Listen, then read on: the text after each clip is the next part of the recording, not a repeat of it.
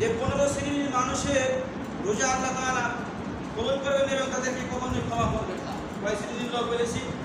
15 শ্রেণীর লোক। দেখি যেহেতু অল্প সময় আমি কীভাবে শেষ করবো বলতে, তারপরে সামনে ঈদ, তো ঈদের সম্পর্কে আলোচনা করব। আমাদের যে ঈদুল ফিতরের যে সুন্দর সুন্নতগুলো আছে, আমরা তো স্বপ্নের বলা সুন্দর করবো না, জমা পাবো বলে না, আর জমা তো আমরা পাবো না। আজকে জমা তো বেদা, আজকে শেষ জমা। যা মুমিনের জন্য কষ্টদায়ক, তাদের জন্য, যারা মুমিন তাদের জন্য কষ্টদায়ক, তাছাড়া কারোর জন্য কষ্টদায়ক। তারা মুমিন আফসোস করি, তারা সামনে রমজান পাবো, কোনো গ্যারান্টি আছে কারোর গ্যারান্টি? সামনে যে রমজান পাবো কোনো গ্যারান্টি নেই। আমরা রমজান পাইছি, নামাজ পড়ি, আসি না? রমজান পেয়েছি কিন্তু তারাবি পড়িনি, একটা রোজাও রাখিনি আমরা। আমাদের মতন খবর পড়ার কেউ নেই। বিশ্বনবী মেম্বারে বসে আছে, প্রথম মেম্বারে উঠে বললেন, বিশ্বনবী বললেন আমি, কি বললেন?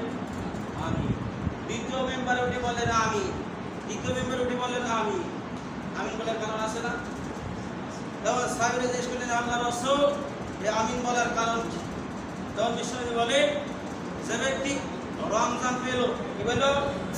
যে ব্যক্তি রমজান পেল, নিজের গুনাহগুলো ক্ষমা করাইতে পারলো না, তার মতন অভাগা, তারপরে আল্লাহ লানত করছে,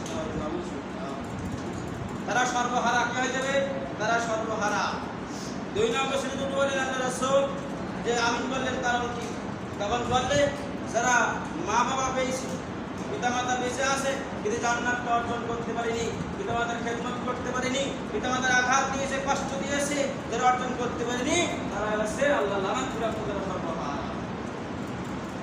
পিতামাতার খেদমত করতে হবে না, বলে খেদমত করতে হলে বড় কথা বলা যাবে না, আঘাত দেওয়া যাবে না। 3 নম্বর বলে আমিন বলার কারণ কি?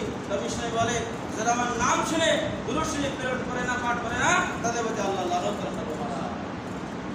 আর নবীর উপরে দুরূদ শরীফ পড়ি, করতে হবে। তাই 3টা কারণ মানুষ পেয়ে যাবে সর্বহারা। রমজান পেয়ে নিজের গুনাহগুলো ক্ষমা করাইতে হবে। এবং সুন্নতগুলো প্রথম আছে, সুন্নত হলো ঈদুল ফিতরে ফিতরা দেওয়া। কি দেওয়া? ফিতরা দেওয়া। এবং তাকবীর পাঠ করা করতে হবে। ঈদগাহে যাওয়ার সময় কি করতে হবে? তাকবীর পাঠ করতে হবে। ওই দিন ঘরে উঠে পেশাব করতে হবে। কি করতে হবে? পেশাব করতে হবে। এবং গোসল করবে, ওই দিন করতে হবে, গোসল করতে হবে। এবং সুন্দর পোশাক যা আছে, যার যেটা সুন্দর পোশাক আছে সেটাকে পরিধান করবে এবং সুগন্ধি ব্যবহার করবে, আতর সুবা মাখবে এবং খেজুর খেয়ে ঈদগাহে রুটি খাবে, খেজুর খেয়ে ঈদগাহে যাবে। এবং সর্বজে রাস্তায় ঈদগাহের পরে রাস্তার একটা ভুল করে আপনি এখন এই রাস্তাতে গেলেন, এই পাশে পরে ঈদের নামাজ শেষ করে ওই পাশে রাস্তায়